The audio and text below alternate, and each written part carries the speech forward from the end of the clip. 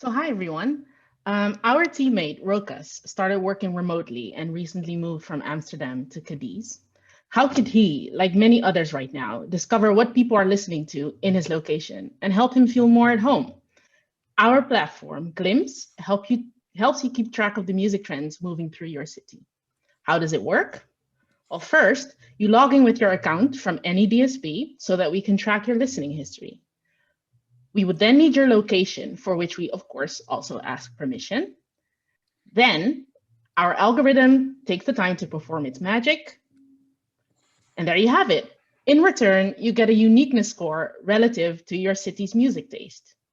Next up, you can start finding the music in your city that has flown under your radar, as you can explore the libraries of people that have similar taste. Once you find an artist that interests you, you can dive deeper and start listening to their music. Moving on to data sources and methodology. So this product would need the following data sources: the location of the user, acquired by the user's device or manual input, an API with the user's listening history, like the Spotify API, the Chartmetric API for all artist metadata to populate the artist pages and to calculate the city's music taste. So this weekend, we were able to fetch 50 artists per user from the Spotify API. That's the maximum number that the API allows. We then cross-reference the artist IDs with those already existing in the Chartmetric database and matched the artist metadata to the user's artist list.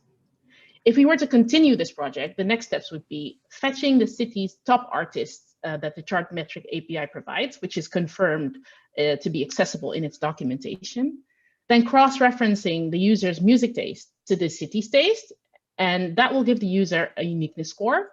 And then finally, the score and the historical listening data will show them the similar users in their location. All right, so what does this all bring in terms of value to the industry? Well, Glimpse can build what we call fan density in a given location. So by growing an artist's presence organically within a contained area, we're able to do that. Now, why is this important? Basically, the majority of artists' revenues comes from live events. And this means that having 1,000 fans scattered throughout the globe will not have the same value to an artist as having 1,000 fans close to each other. With 1,000 fans throughout the globe, there's pretty much only streaming revenue for the artist. But with 1,000 fans in a city, suddenly there's a viable concert to be produced or a physical fan activation like a pop-up merch store to be carried out. On the user side, Glimpse is designed to help users keep a hand on their city's musical pulse. So the app allows them to find new music trends from fans with similar tastes that would otherwise have flown under the radar. The fact that they get recommendations from people in their area is also really valuable because that makes the recommendation feel trustworthy. And thus they're more likely to turn that user into a fan of the artist that they just discovered on Glimpse. So there are some limitations also. Yes, so we didn't have the resources to access Chartmetric's API for the city data. However, we confirmed that it was accessible in its API documentation, as mentioned before.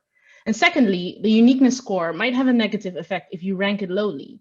Would a score of 13% make you happy? So that's why we have to consider framing the score in a way that satisfies users of all categories.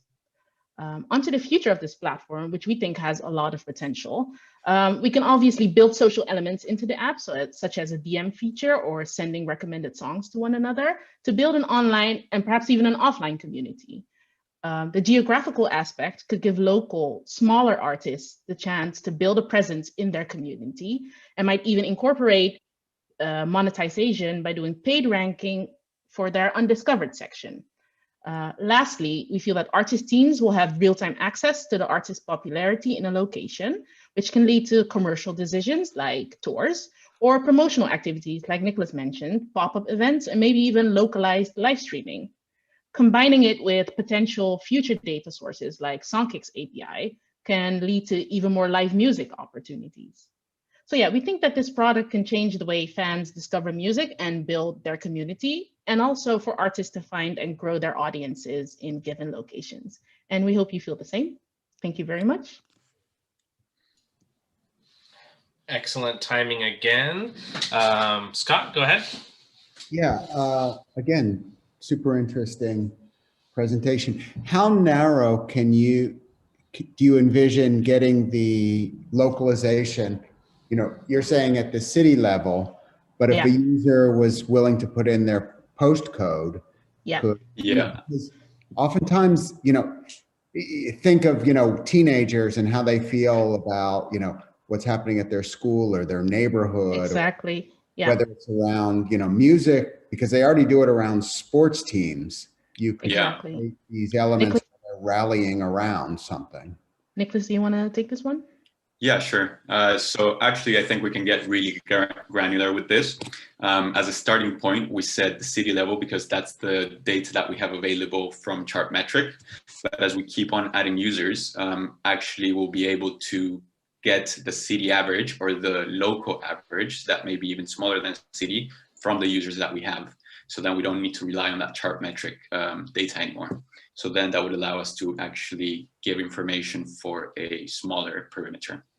Yeah, and in addition, we, like Nicolas said, we don't want to focus it on cities only. Like we can imagine people glimpsing, as it were, at festivals or like you said, in a school, and then get a glimpse of what the music taste looks like around them.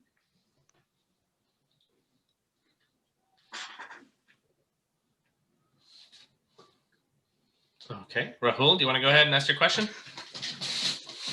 Yeah, thanks. Super fascinating presentation. I was wondering, what in your opinion would be the incentive for the user to improve their uniqueness score? I can take this one. I guess it's not necessarily about improving their score, but rather figuring out what is interesting to them and just discovering new music. So we wouldn't want them to look at their score as something that needs to be updated, but rather something that so they can correlate how they feel within the location that they're in now. So if you then look back at, if you then think about a user looking back at their changes of their uniqueness score, in that sense, they can look and see how much their music has changed over the recent certain amount of period. So it's less about getting a better score and more about changing or looking at the changes your score has made throughout time. Yeah, I think it's also nice to add the fact that, you know, we mentioned that we didn't want to rank scores just to have that positive negative thing attached to them. So that's why we're also trying to find something else to categorize them by. And then in that sense, it's not purely about the user just improving their score, but also about them just wanting to discover music from people that have the same taste as them. Yeah.